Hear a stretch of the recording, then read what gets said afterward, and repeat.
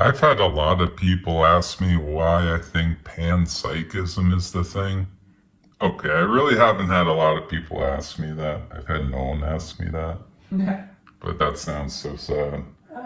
So I'm going to pretend a lot of people ask me that so I can talk about it.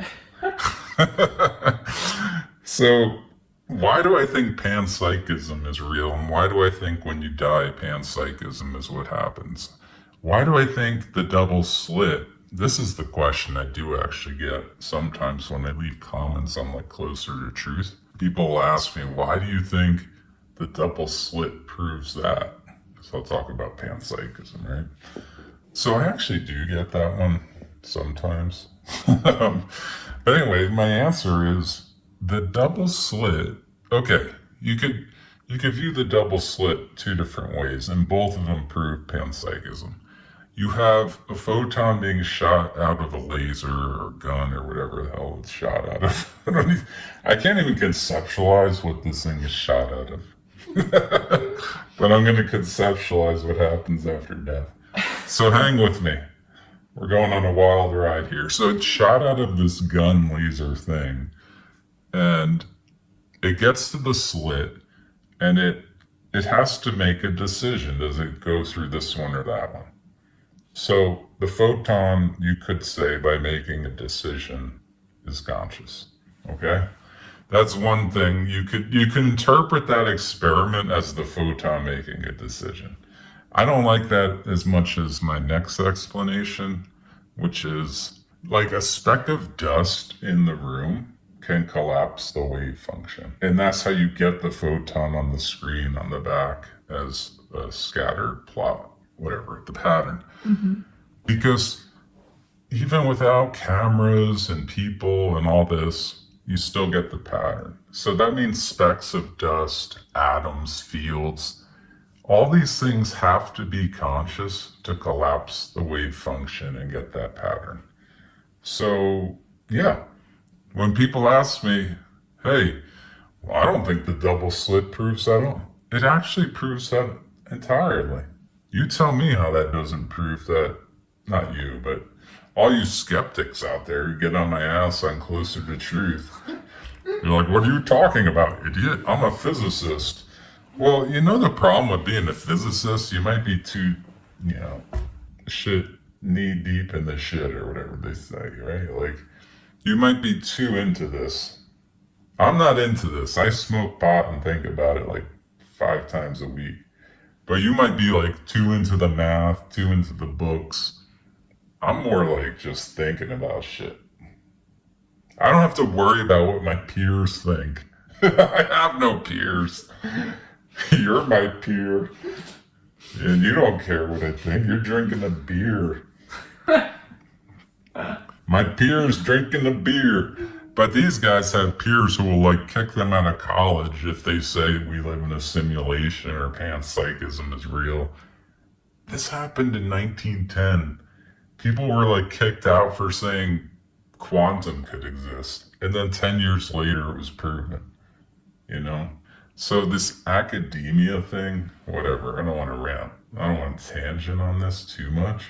But I think it could be a deterrent to creative thinking into what's actually happening.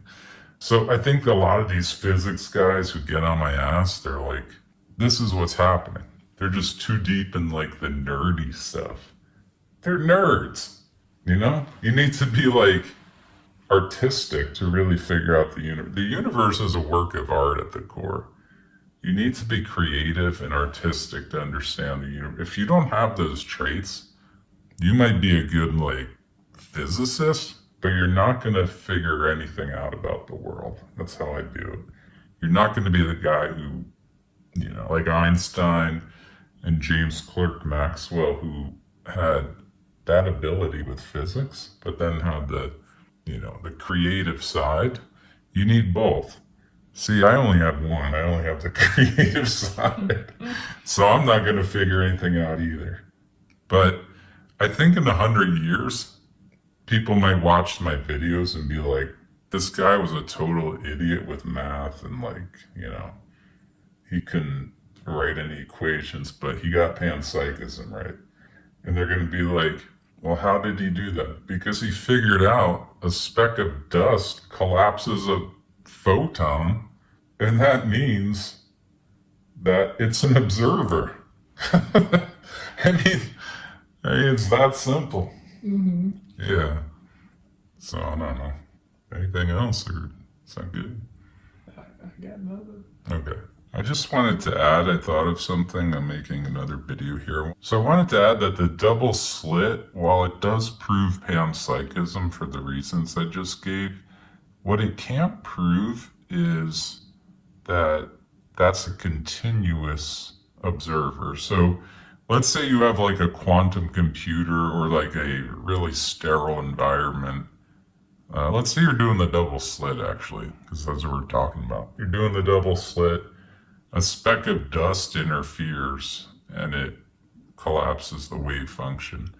Now, the speck of dust was clearly an observer in that case, broke down the wave function, but my question is, or why I can't say this like definitely proves a continuous afterlife, my issue is the speck of dust. Like, let's say it's a bond of like 3 atoms, whatever that piece of dust is. And let's say that gets crushed and now it's 3 individual atoms. They break apart. Now, those 3 atoms, okay, they're all new 3 observers, right? But does each one have a continuous, like, lifeline from when it was a bond as a speck of dust? And that's the problem. So we are panpsychic, but when we die, is it continuous? And the double slit doesn't prove that. It doesn't. So I don't know. It proves panpsychism, but it doesn't prove panpsychism is continuous. So you're stuck with the same problem of what happens in the afterlife. Clearly, panpsychism is a thing. If that's a thing, the afterlife should have panpsychism for reasons you could just reason out. I don't want to make this a 20-minute video, but it would work that way.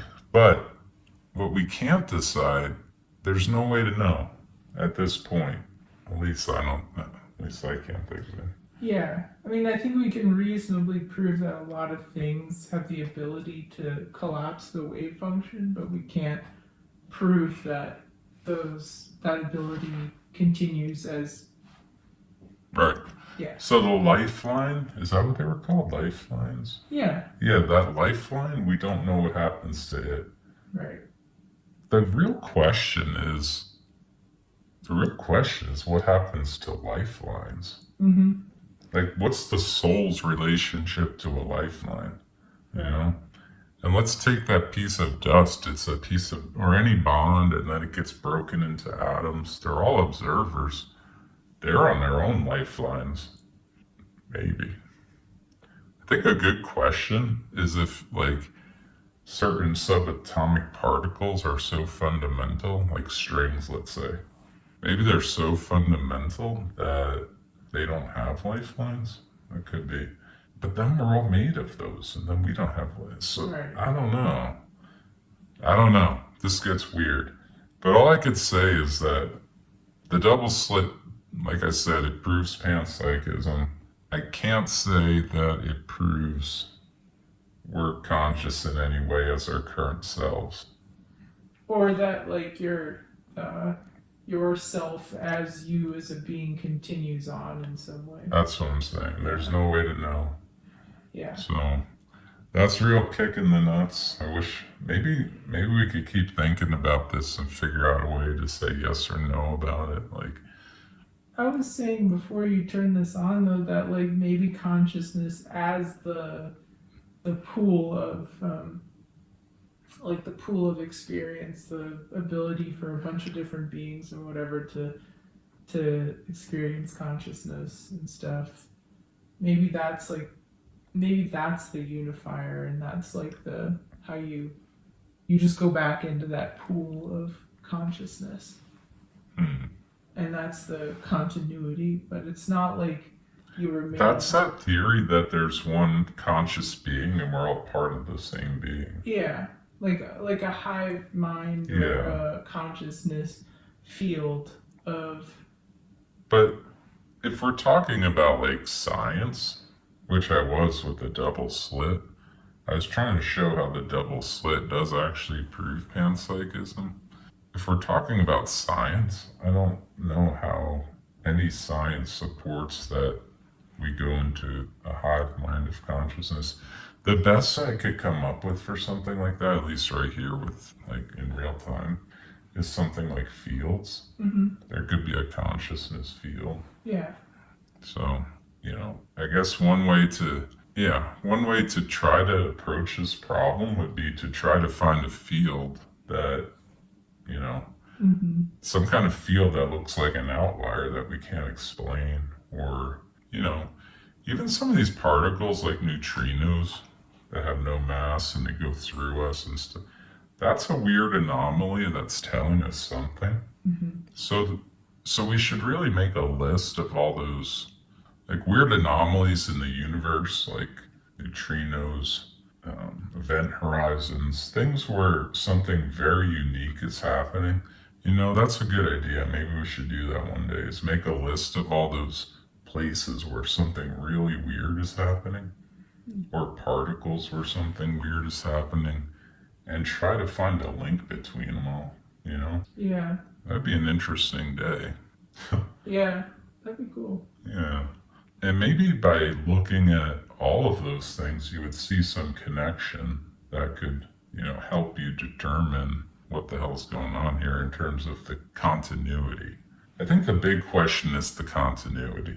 Yeah. Clearly things go on, our atoms go on, Yeah. the double slit says everything is conscious, panpsychism is a thing. So it goes on. The big question, we have to ask the right questions. I've been saying this for a long time. We have to ask the right questions. The right question really at this point is it continuous? Mm-hmm. Yeah. I mean, what do you want out of that answer? Do you have an answer you actually want to hear? Man, I don't know. Because I don't personally care whether it's continuous or it gets dispersed. I mean, if I die in 5 seconds and things go black, what the fuck am I gonna care? I'm gone. But whatever consciousness units you have. I'll care that I lost the ability to ride my bike and do fun things, I'll care about that, but otherwise, who cares, Yeah. But if it's the opposite and your timeline continues, that is a harder question because it can continue in so many different ways. Mm-hmm. It could be a reboot of you. It could be a slightly different version of you. Right. It could be a lion, a tiger, an elephant, a mosquito. It could be, like, you see what I mean? Mm-hmm. So if you continue, it's actually a harder question. It is actually a harder question. Yeah. Because it makes more sense that your units or whatever get dispersed into a whole bunch of different things. That's actually kind of more simple. Yeah. So anyway, if it goes black, that's an easy answer. It goes black. Yeah. I don't miss out on anything because I don't exist. Okay. Right. This living version of me is like, I don't want that because I want to ride my bike. But literally the black dead version would be like, it wouldn't know what happened. So it wouldn't be missing its bike. Yeah, totally. But if I continue on this on some timeline, yeah, that brings up a whole new can of worms of. Then you get into sculpting it. I want the time, and that's probably why you get things like heaven. It is. Because you want to sculpt it into, right? Right. Okay, I'll tell you what I would like. I would like a panpsychic field where I could observe everything, every point in the universe, every point outside the universe. If there's brains, if there's a God, I can observe everything. And I could do it with like level-headed emotion, a different set of emotions, non-human emotions, things like, you could just look at something and appreciate it for what it is and feel nothing else other than that. That would be a really nice feeling. Mm-hmm. Not to feel ecstasy. I don't like the idea of heaven. Mm-hmm. That sounds exhausting. To always be perfect in ecstasy sounds like perfect in ecstasy would become boring and baseline, and then you'd be looking for drugs in heaven to elevate your experience. You know, I've already had 10 orgies today. Now I need, what else am I gonna? Gotta do some crystal. Yeah, you'd be like, you see, that's the problem. That's why I don't like emotions. No. I don't want, so my ideal is like some panpsychism where you could view everything, but not have those extreme monkey human emotions. I almost feel like the God or creator of this sim, I don't almost feel, I for certain feel that they don't have all these monkey emotions. They probably just observe, and you know, that's what things suggest. There's no tinkering. There's no sympathy. Yeah, and like bad things happen, good things happen. Yeah. It's all very whatever. It's not like, oh, he's in pain, I'm gonna cure his pain. I mean, no. Like, that doesn't happen. No. So that's a good place to be as a being, to be an observer who can observe things and not go down these rabbit hole of emotions. And I think, especially if you're a god, it's a requirement, because you would be literally meddling in every affair of your world.